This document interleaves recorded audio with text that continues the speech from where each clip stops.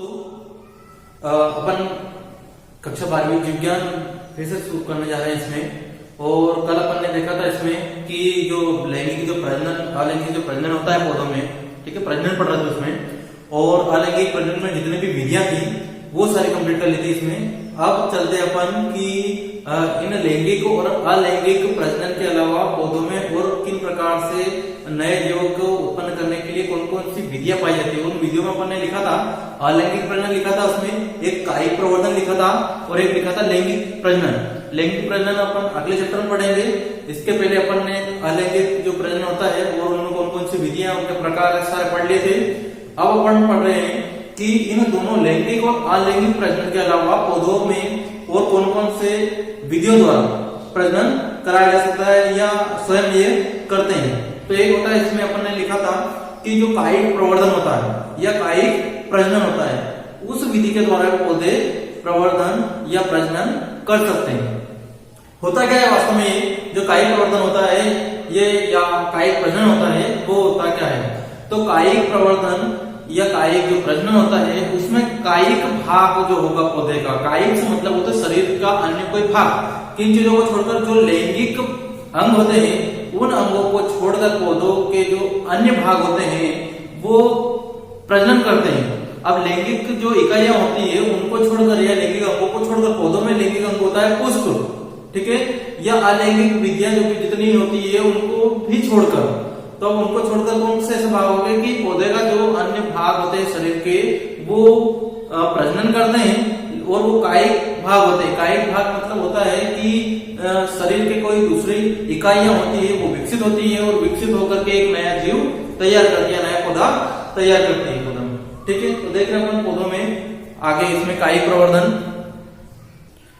चलिए देख लेते हैं इसमें कि कायिक प्रवर्धन होता क्या है।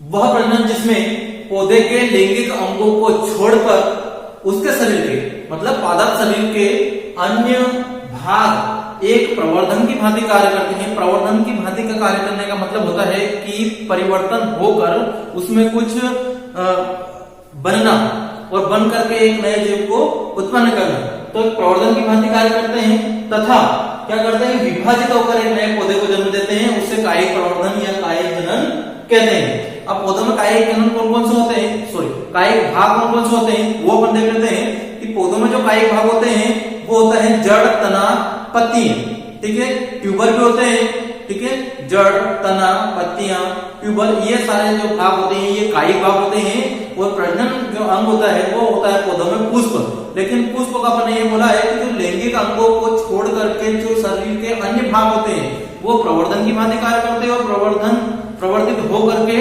नए जीव को या नए पौधे को जन्म देते हैं। तो वो कायिक भाग होते हैं जड़, तना, पत्ती, ट्यूबर और कलिका भी होती है। तो ये देख लेते हैं। अब इसमें क्या होता है कि जो कायिक प्रवर्धन होता है वो दो प्रकार का होता है पौधों में। दो प्रकार का मतलब एक होता है कि पौधे क्या करते हैं, प्राकृतिक रूप से कायिक प्रवर्धन करते हैं, और एक होता है कृत्रिम रूप से उनमें कायिक प्रवर्धन कराया जाता है। तो प्राकृतिक रूप से कैसे करते हैं ये अपन पढ़ेंगे इसमें, और कृत्रिम रूप से मानव अपनी इच्छा के अनुसार क्या करता है उनमें प्रवर्धन करवाता है या कायिक भाग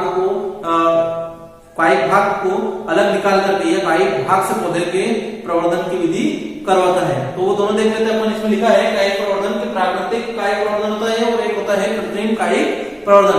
पहले अपन देखते हैं इसमें कि प्राकृतिक कायिक प्रवर्धन क्या होता है। चलिए देख लेते हैं इसमें। चलिए अपन ने अभी देखा इसमें कि जो कायिक प्रवर्धन होता है वो पौधे कायिक भाग से होता है, और कायिक भाग से मतलब दो प्रकार से हो सकता है, दो विधियों द्वारा हो सकता है कायिक प्रवर्धन। एक होता है प्राकृतिक कायिक प्रवर्धन और दूसरा होता है कृत्रिम रूप से कायिक प्रवर्धन कराया जा सकता है मानव के द्वारा। तो पहले अपन देख रहे हैं कि प्राकृतिक रूप से जो कायिक प्रवर्धन होता है वो किस प्रकार से होता है। कायिक भाग से ही होगा, जड़, तना, पत्ती के द्वारा ही होगा, और कृत्रिम प्रवर्धन भी उसी के द्वारा होगा। लेकिन उनको मानव के द्वारा क्या कराया जाएगा, प्रवर्धन प्रजनन करवाया जाएगा। इसमें अपन देखते हैं जो प्राकृतिक रूप से कि पौधे अपने आप ही अपने कायिक भाग को विकसित करते हैं और वो कायिक भाग विकसित होकर के जनक पौधे से अलग होकर के एक नया पौधा तैयार कर लेते हैं।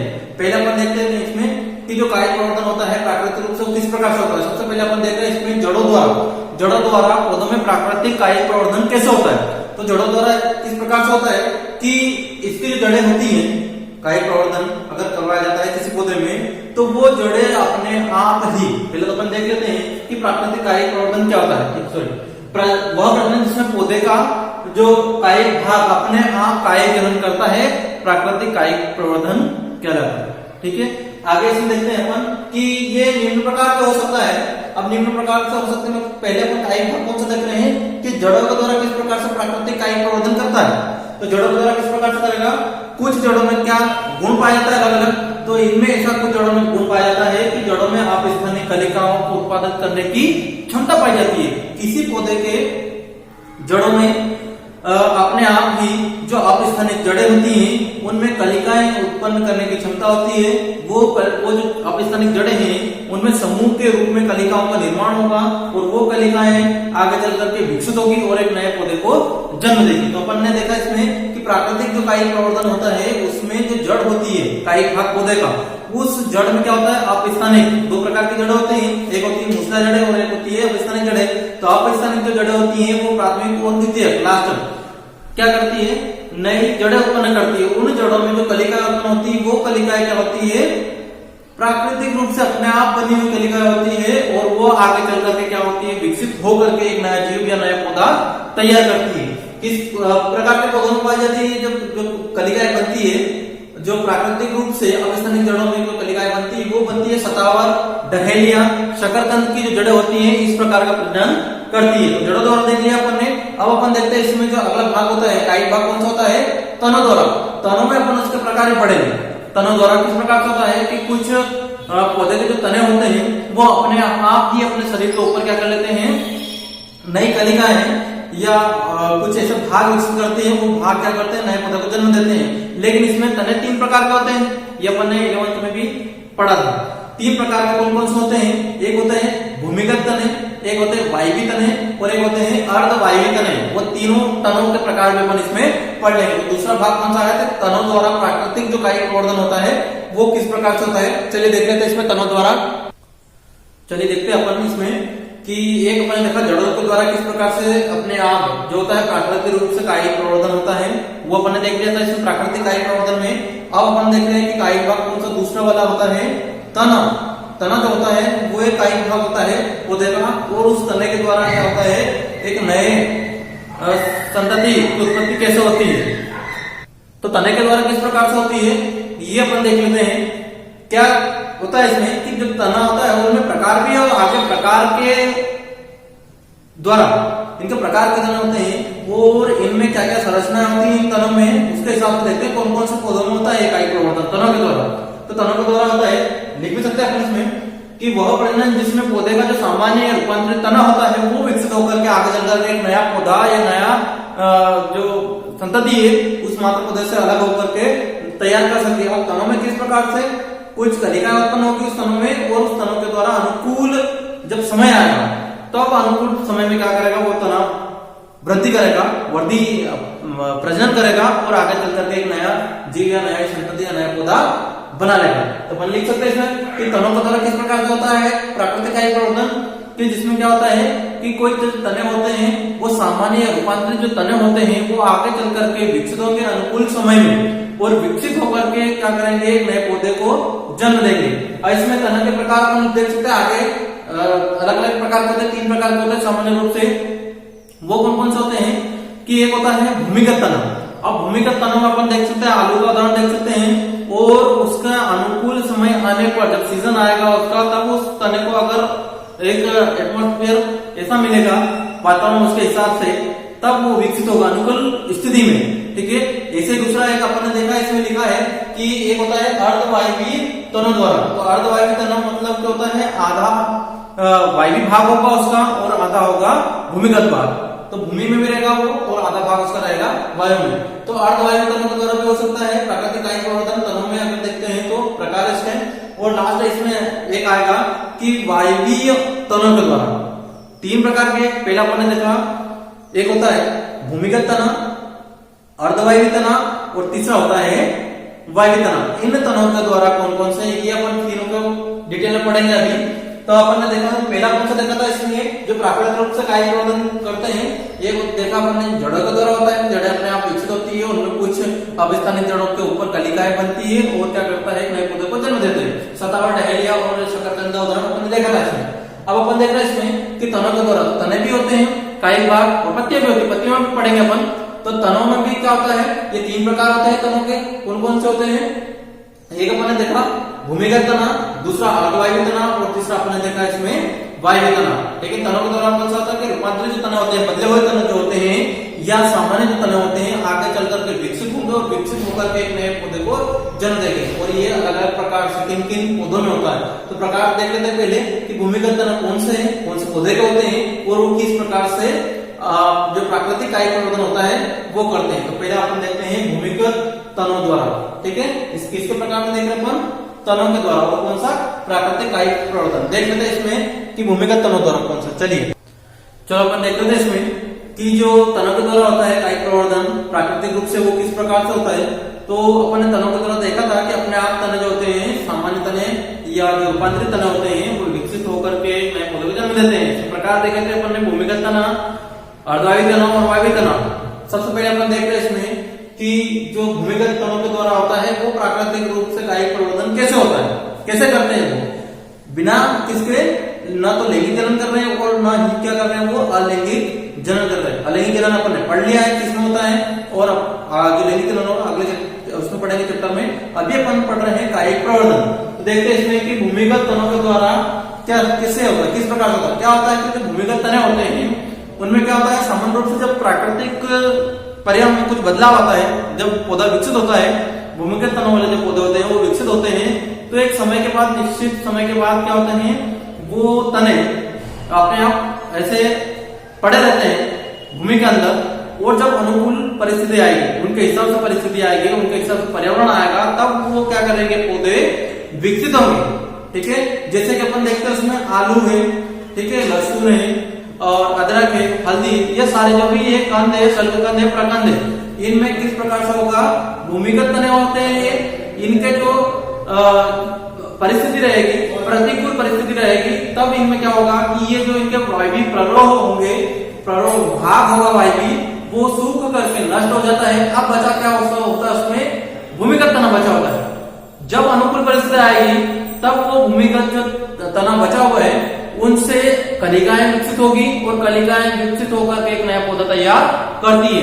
अपन लिख सकते हैं इसमें, आपके सामने लिखा है, देखते हैं कि भूमिगत तना होता है सामान्यतः क्या करते हैं कि प्राकृतिक जो प्रतिकूल परिस्थिति बनती है तब रूपांतरित जो भूमिगत तने होते हैं उनके जो प्ररोह भाग होते हैं, वायवीय भाग होते हैं, लिखा अपन ने, वायवीय भाग सूख करके क्या करते हैं, नष्ट हो जाते हैं। नष्ट होने के बाद क्या होता है, जब अनुकूल परिस्थिति आएगी, जब उस पौधे के हिसाब से जब सीजन आएगा, अनुकूल परिस्थिति आएगी, जब वो विकसित होगा, तब क्या होता है कि इनके भूमिगत भाग से अर्थात प्रकंद जो कंद होते हैं, शल्ककंद होते हैं, अपनी पर्व संधियों से नया वायवीय प्ररोह पैदा करके प्रजनन में भाग लेते हैं। पढ़ा अपन ने। अब आता है इसमें आप कंफ्यूज होंगे कि जो पर्व संधियां होती है वो वास्तव में क्या होती है, कहां से होगा, किस प्रकार से होगा, विकसित कैसे होगा। एक पर्व संधिया का मतलब होता है कि जहां पर इनका एक जोड़ होता है। अपन ने आलू देखा है कि आलू का अगर संरचना, अपन आलू की संरचना देखें इसमें, तो ऐसे कुछ भाग बने होते हैं इसमें। अगर देखें तो इसमें इस प्रकार से कुछ भाग बने होते हैं। इस भाग से क्या होता है कि नए प्ररोह उत्पन्न होते हैं। जब अनुकूल परिस्थिति आएगी इस आलू वाले सीजन के हिसाब से, तब इसमें क्या होगा, प्ररोह तैयार होगा। प्ररोह का मतलब वायवीय तना तैयार होगा या वायवीय भाग तैयार होगा। जबकि क्या था कि आलू पड़ा हुआ है, एक भूमिगत तना है, जब भूमि के अंदर पड़ा होता है तब क्या होती है, जब परिस्थिति कैसी होती है, उसके प्रतिकूल होती है, वो विकसित नहीं होता है, तब पड़ा रहता है। लेकिन जब अनुकूल परिस्थिति आती है तो क्या करते हैं, इसके पर्व संधियों से प्ररोह निकलते हैं और प्ररोह निकल करके एक नया पौधा तैयार होता है। इस प्रकार से इसमें आपने देखा है कि शल्ककंद जो होते हैं, शल्क मतलब शल्क छिलके वाले जो होते हैं भूमिगत तने, छिलके वाले शल्क वाले कौन कौन से होते हैं, अपन देखते हैं सामान्य रूप से कि जो लहसुन होती है, जो प्याज होते हैं, इनमें शल्क निकलते हैं, छिलके निकलते हैं। इनमें भी क्या होता है, भूमिगत तनन के द्वारा प्ररोह तैयार होता है। और कहां से तैयार होता है, इनकी पर्व संधियों से, मतलब इनके तनों में जोड़ होता है।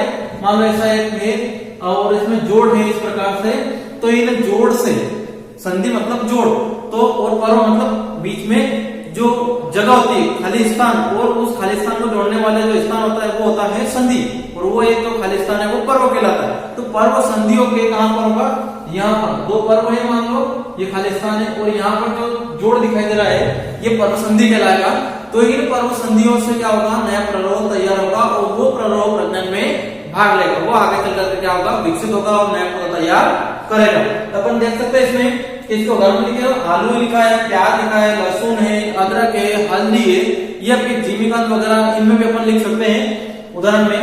तो प्रकंद आता है इसमें, कंद आता है, कंद मतलब आलू है, प्रकंद में हल्दी अदरक, कंद में आलू लिख सकते हैं, शल्ककंद में प्याज और लहसुन, ये भी अपन अंदर अगर पढ़ना चाहे तो लिख सकते हैं। तो ये वो अपना कि जो प्राकृतिक रूप से तनों के द्वारा होता है, तनों के द्वारा हम अपन प्रकार देते हैं, क्योंकि तीन प्रकार के होते हैं, भूमिगत तना होता है, एक वायवीय तना होता है, अर्धवायवीय। तो भूमिगत तनों अपन ने देख लिया है कि भूमिगत जो तने होते हैं वो कायिक प्रवर्धन किस प्रकार से कर सकते हैं, ठीक है। तो अपन ने लिखा भी है, उसको आराम से आप उतार भी सकते हो अपने समय में, ठीक है। आगे अपन कौन सा देख रहे हैं कि जो तनों के प्रकार अपन ने लिखे थे, अब अपन देखने जा रहे हैं इसमें कि अर्धवायु तनों के द्वारा किस प्रकार से कायिक प्रवर्धन होता है। चलिए देख लेते हैं इसमें अर्धवायु के तनों द्वारा। चलिए देखते हैं अपन इसमें दूसरा जो भाग होता है वो होता है अर्धवायवीय तने होते हैं, वो भी क्या करते हैं, उनके जो पर्व संधियों पर कलिकाएं विकसित होती है और वो कलिकाएं टूट करके अन्य पौधे का या एक नए संतति का नए पौधे का निर्माण करती है।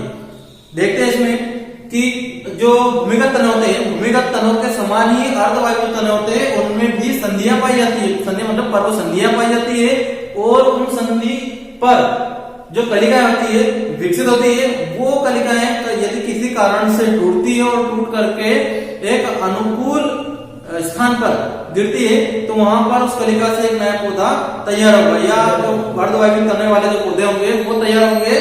उदाहरण में अपन ने देखा है इसमें कि जो धूप घास होता है, पुदीना है, जलकुंभी, चमेली, इनके जो तने होते हैं इनमें पर्व संधि पाई जाती है और संधियों से नई कलिकाएं विकसित होती है, और वो कलिकाएं क्या करती है, एक नए पौधे का निर्माण करती है।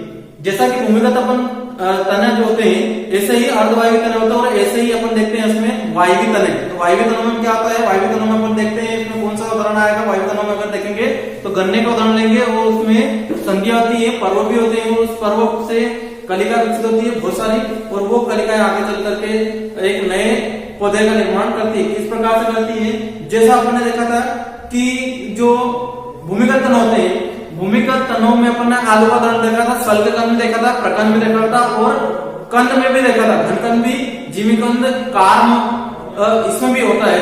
तो आगे अपन इसमें देख लेते हैं अर्धवायु तनों के बाद, ठीक है। ये अपन लिख भी सकते हैं इसमें अर्धवायु तनों के दौरान कैसे होता है कि भूमिगत तनों के ही समान इनमें क्या पाई जाती है, अर्धवायु तनों में संधियां कहां पाई जाएगी, पर्वों पर। तो पर्व कहां पर होते हैं कि जो संधि जोड़ होते हैं, उन जोड़ों के बीच में जो खाली स्थान होता है उसको अपन बोलते हैं पर्व, और जो दो पर्व जुड़े होते हैं और जुड़े हुए स्थान के बीच में एक संरचना तैयार होती है, वो होती है संधि, और उस संधि पर क्या बनती है, कलिका बनती है। वो कलिका विकसित होती है किस पे, मात्र पौधे पर ही होती है, मात्र तने पर ही होती है, ये जनक तने पर ही होती है, और वहां से क्या करती है, किसी कारण से अगर वो टूटती है और टूट करके एक स्थान पर गिरती है जहां उस कलिका के लिए क्या होगी, अनुकूल स्थिति होगी, ठीक है। एक होती जो प्रतिकूल परिस्थिति होती है, भूमिगत तनों में देखा था कि वो पड़ रहते हैं, जब उनके अनुकूल स्थिति आएगी तब विकसित होंगे। ऐसे ही कलिका होगी और अनुकूल स्थान पर अगर गिरेगी तो वो क्या करेगी, विकसित होगी वहां पर, और विकसित होगी तो क्या होगी, एक नया पौधा तैयार करेगी। उदाहरण में अपन देख लिया, पुदीना देखा है, चमेली, इसमें जलकुंभी है, और इसमें धूप घास भी है, ये रनर और इनके अंतर्गत आएंगे। तो आगे अपन पढ़ लेते हैं। अब लास्ट इसमें है तीसरा जो भाग होता है प्रकार में तनों के, वो अपन देखते हैं वायवीय तनों में। देखते हैं, चलिए देखते हैं अपन इसमें कि जो तीन प्रकार के तने थे उसमें से एक लास्ट अपना है इसमें कि जो वायवीय तने होते हैं, वायवीय जो प्ररोह होते हैं, वो किस प्रकार से कायिक प्रवर्धन और प्राकृतिक रूप से कैसे करते हैं। प्राकृतिक रूप से दूसरा जो पार्ट है वो पढ़ेंगे अपन आगे। अभी इसमें देखते हैं, एक अपने देखा भूमिगत तना, अर्धवायवीय तना, और अब देखते हैं कि वायवीय तने होते हैं। वायवीय तनों में क्या होता है कि कुछ पौधे होते हैं जिनमें बीज तो बनते हैं लेकिन उनमें अंकुरण की क्षमता नहीं होती। अब अंकुरण की क्षमता नहीं होगी मतलब बीज अंकुरित नहीं होंगे, तो फिर उनकी जाति की निरंतरता कैसे बनेगी, या फिर अपने जाति का स्थायित्व बढ़ाने के लिए वो प्रजनन प्रकार से करेंगे, अगर बीज अंकुरित नहीं होंगे तो उनके बीज अंकुरित नहीं होंगे तो जाति नष्ट हो जाएगी, विलुप्त हो जाएगी। इसलिए वो क्या करते हैं, प्राकृतिक रूप से कायिक भाग के द्वारा क्या करते हैं, जनन करते हैं, जो कायिक प्रजनन या कायिक जनन कहलाता है। तो इसमें क्या है, अपना जो देखा है कि जो भूमिगत तने थे उनमें भी जो पर्वसंधि थी, अर्धवायु तने थे उनमें भी पर्वसंधि आती थी, इनमें भी क्या होते हैं, संधियां होती है। और वो संधि जहां पर क्या होता है कि कलिकाएं विकसित होती है या ऐसी कोई इकाई या संरचनाएं तैयार होती है जो वो विकसित होती है और विकसित होकर के एक नए पौधे का निर्माण करती है।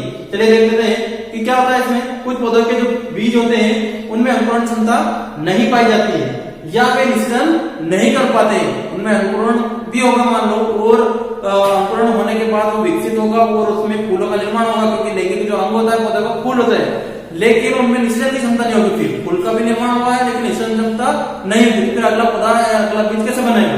तो इसमें क्या होता है, ऐसे पौधे के तने कायिक प्रजनन में भाग लेते हैं और अपनी जाति की निरंतरता को बनाए रखते हैं।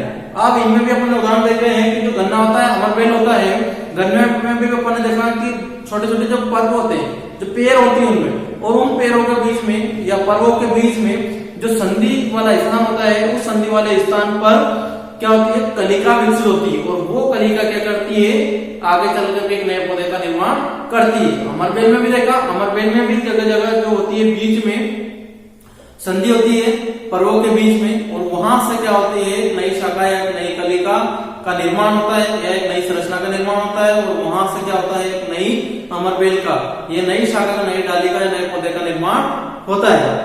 तो अपन ने इसमें 3 भाग देख लिया। कौन कौन से देखे, भूमिगत तना, अर्धवायु तना और वायु तना। ये किसे पढ़ रहा था अपन कि जो कायिक प्रवर्धन होता है, और कायिक प्रवर्धन में 2 भाग पढ़े थे अपन ने। एक होता है कि प्राकृतिक रूप से कायिक प्रवर्धन कैसे करते हैं और कृत्रिम। तो प्राकृतिक रूप से अपन ने जो कायिक भाग होते हैं पौधे के 3 प्रकार के होते हैं। कौन कौन से होते हैं, उसमें एक होता है कि जड़, तना और पत्तियां। और तनों में भी अपन ने देख लिया है कि 3 प्रकार कौन कौन से। अब अपन अगला पढ़ेंगे उसमें जड़ का देख लेता, तनों का देख लिया, अब अपन पढ़ेंगे पत्तियों का। ठीक है, यहां तक समझ में आया। अगले पार्ट में अपन इसमें पत्तियों का देखेंगे कि पत्तियां जो होती है प्राकृतिक रूप से कायिक प्रवर्धन कैसे करती है। ठीक है, यहां तक समझ में आया है। और अगर बीच में कोई समस्या आती है तो आप कमेंट करके बता सकते हैं। धन्यवाद।